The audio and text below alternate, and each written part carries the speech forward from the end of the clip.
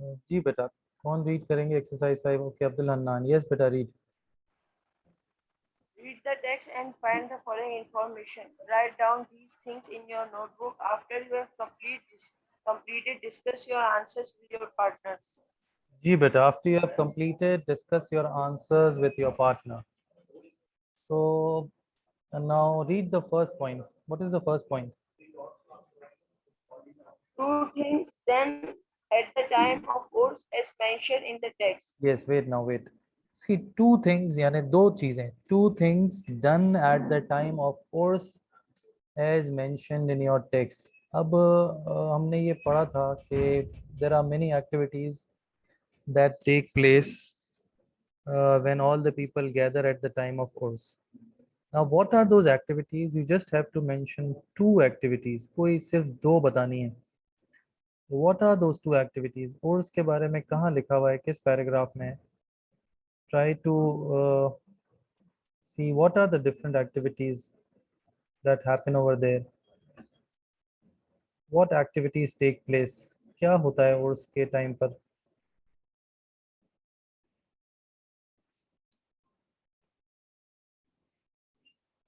कौन से पैराग्राफ में है? ये वाले पैराग्राफ में?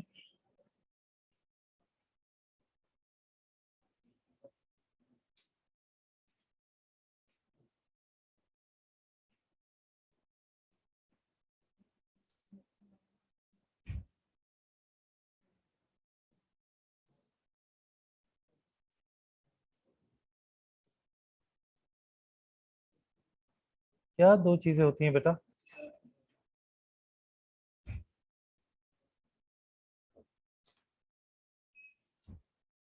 ये जब पूरा टेक्स्ट आप रीड करते हैं तो मुख्तलिफ वहाँ एक्टिविटीज होती हैं, ठीक है?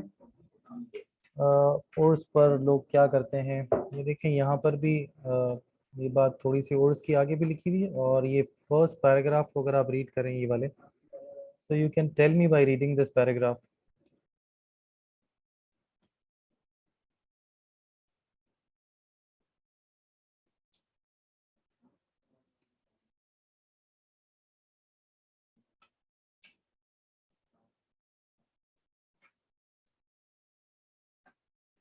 जी समझ में आई बातें? What are the two things that are taking place over there at the time of course? दो चीजें वो क्या हैं? Who is going to find out the correct answer from these two paragraphs?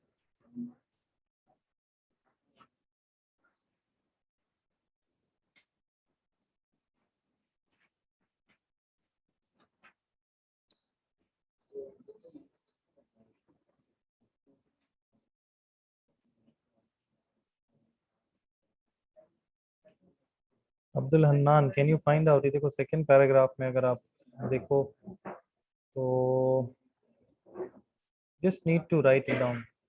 एक तो ये करते हैं कि भाई जी बेटा,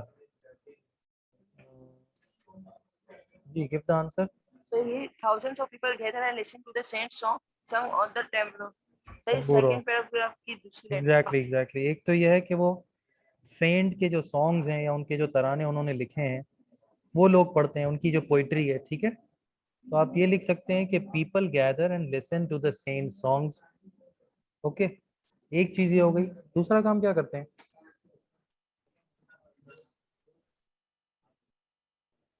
people do one more thing over there. एक तो ये हो गया कि भाई दे रिसाइट और they sing his poetry, his songs. All right, उन्होंने जो पोइट्री लिखी है लोग उसको पढ़ते हैं. दूसरा काम क्या करते हैं? ये भी यही लिखा हुआ है.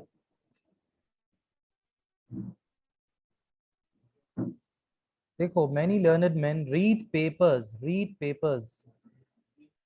आज थोड़ा सा इंटरनेट वो है, अनस्टेबल है, ठीक है? तो बहुत से लोग वहाँ जमा होते हैं और they read papers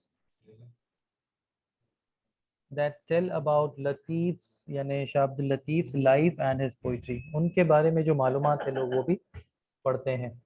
okay, these are the two things. Okay, तो आपको लिखना क्या है कि पीपल सिंग या रिसाइट सेंट्स पोइट्री और songs. Secondly, they read papers about his life and poetry. दो चीजें ये होती हैं वहां पर. Okay, all right, now coming to the next point. Next यहाँ क्या लिखा हुआ है? Second point. Okay बेटा, read this. और दूसरा क्या है ये? Read this. Two possible reasons why his ancestors migrated to Sindh. दो क्या रीजंस हैं? हमने पढ़ा भी था ये कि इनके एंसेस्टर्स, इनके आबा व अजदाद, why did they migrate to Sindh? ये इनकी माइग्रेशन वाले पैराग्राफ में लिखा हुआ है कि दो रीजंस बतानी है. What are the two possible reasons that why did there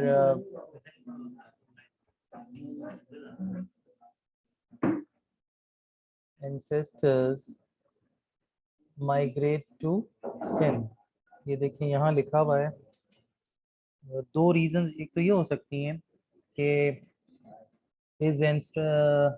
Shah, इनके जो फादर थे, his father migrated from Matiaro, his ancestral home in Afghanistan, to Bhaipur है, पता नहीं कौन सा पुर है ये, in Sindh, in order to gain spiritual contact with Bilawal, a local pious man.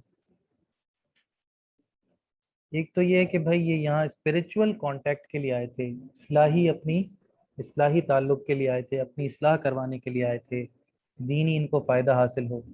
One reason ये है, ओके, कि ये यहाँ भाईपुर में अफगानिस्तान से यहाँ पर ये आए. सेकेंडली, दूसरी बात यहाँ जो लिखी हुई है कि they migrated to Sindh from Herat. ये सिंध आ गए थे इनके आबा व अजदाद हेरात से. और उसके बाद ये सिंध उस वक्त जो है चूँकि एक सेंटर ऑफ मुस्लिम कल्चर था, तो हुआ ये कि when they came to Sindh they liked it so much that they started living over here and they decided to make it their home. Okay, so two reasons. I hope you have understood these two reasons. ये दो reasons इनके migration की हमें समझ में आती हैं जो आपके बुक में है. Okay, what is point number 3 beta? Who will read point number 3? Point number 3, can somebody read point number 3?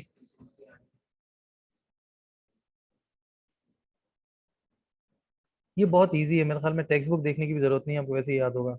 Yes बेटा Abdul Hannan. Two other languages that he knew quite well. Two other languages that he knew quite well. Book में लिखा हुआ है. कौन सी दो और languages थी जो आपको लगता है इन्हें आती थी? बहुत इजी है यार. there's no need to again go and refer to the textbook. You must remember this. By now you must have learned it by heart. कौन सी और दो लैंग्वेजेस हैं? तो सिंधी. सिंधी तो ऑब्वियसली थी ना, वो तो उनकी अपनी लैंग्वेज थी. उसके अलावा other two languages.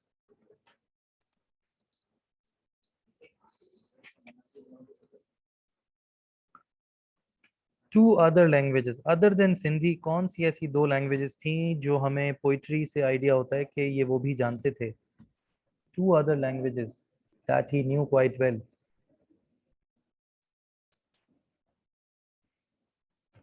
Arabic and एक तो अरबिक थी, the other was Persian language, फारसी जबान, Persian language. Arabic and Persian is the correct answer. तो दो अदर जो लैंग्वेजेस थी, that is Arabic and Persian. Okay. अच्छा जी, read the next point, point number 4. Point number 4 read करें. Two main religion sources that he had knowledge about. हाँ, कौन सी ऐसी दीनी रिलीजियस सोर्सेज, ऐसे जराए थे जिनके बारे में इनको नॉलेज था? What were the two sources, religious sources? ये तो बहुत इजी है. कुरान एंड अहादीस. कुरान के बारे में और अहादीस के बारे में इन्होंने जो तालीम हासिल की थी, उससे पता चलता है कि इनको कुरान और अहादीस का कुछ, इनकी पोइट्री से पता चलता है कि इनको नॉलेज थी. कुरान एंड अहादीस is the correct answer for point number 4. Point number 5. Two poets whose works were a part of his collection. ये इंटरनेट आज बड़ा अनस्टेबल है यार. It's creating lots of disruptions. अच्छा जी. Two poets. ये मैं आपको पैराग्राफ बता देता हूँ, उसमें से आप इजीली फाइंड कर लेंगे. There are two other poets mentioned in his poetry जिनके बारे में इन्होंने पढ़ा है. ये देखें, इस यहाँ पर बॉक्स नंबर 3 सेकंड पैराग्राफ में ये बात लिखी हुई है. मसनवी of Maulana Jalaluddin Rumi and Shah Karim's poems. ये दो पोएट से मौलाना जलालुद्दीन रूमी रहमतुल्लाह अलैह और शाह अब्दुल करीम, ये दो पोएट्स थे.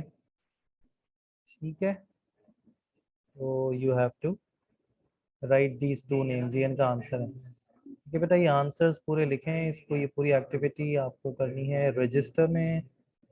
Okay, all right. 6th one. Two skills for which he is known. दो कौन सी सलाहियतें हैं, दो चीजें जो शाह अब्दुल लतीफ साहब को आती हैं, क्या है? Two things for which Shah Abdul Latif is well known. Shah Abdul Latif साहब की दो स्किल्स आपको बतानी है. तो एक तो सीधी सीधी बात है कि भाई इनकी जो है पोइट्री, इनकी पोइट्री, ठीक है, ऐसी थी कि इसकी वजह से ये बहुत वेल नोन है. ठीक है, और पोइट्री के अलावा ऐसी कौन सी दूसरी स्किल है? आप यहाँ देखें, बॉक्स नंबर 5 में लिखा हुआ है कि इनकी स्पिरिचुअल पावर, आप स्पिरिचुअल पावर कह सकते हैं. एक तो इनकी पोइट्री बड़ी अच्छी थी जो लोगों को पसंद थी. Secondly, people were attracted towards him because of his spiritual power. इनकी जो एक इनकी रूहानी एक ताकत थी, इनकी जो रूहानियत थी, उसकी वजह से लोग इनकी तरफ बहुत ज़्यादा माइल होते थे. तो one is poetry and the other is spiritual power, spiritual जो इनकी पर्सनालिटी थी. These are the two things because of which people were attracted towards him. All right, and next, two places in Afghanistan. Two places in Afghanistan mentioned in his poetry. कौन सी दो जगह हैं अफगानिस्तान में जो इनकी पोइट्री में mention है? So let's move to this paragraph over here. Afghanistan की कौन सी दो जगह हैं जो इनकी पोइट्री में है? यहाँ पर लिखा हुआ है.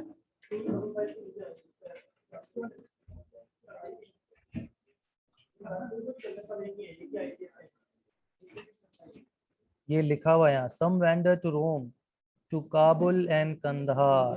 काबुल और कंधार अफगानिस्तान के दो सिटीज, थोड़े से मशहूर भी ज़्यादा हो गए आजकल.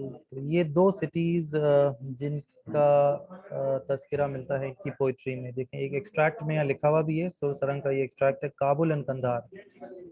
The correct answer for this is Kabul and Kandahar. Okay,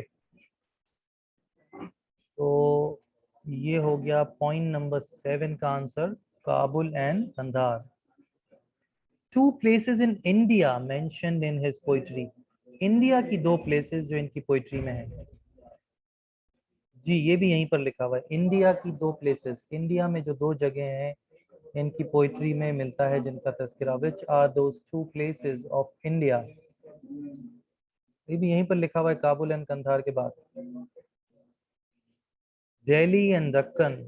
ठीक है, न्यू दिल्ली जिसे दिल्ली उर्दू में कहते हैं, और हैदराबाद दक्कन जिसे कहते हैं. तो this is Delhi and Deccan. These are the two places of India. Okay. And now the last point, two languages mentioned in which the Risalo has been translated. दो लैंग्वेजेस जिसके अंदर ये इनका जो रिसाला है वो ट्रांसलेट हुआ है। देखिए जी, दो लैंग्वेजेस वो कौन सी हैं जिसमें रिसाला ट्रांसलेट हुआ है? Yes Usman, give me the answer. Sir English और Urdu. Very good, English and Urdu, this is the correct answer. English और उर्दू के अंदर इनका रिसाला, और भी लैंग्वेजेस में हुआ है but English and Urdu are also one of those are of the few languages. Okay.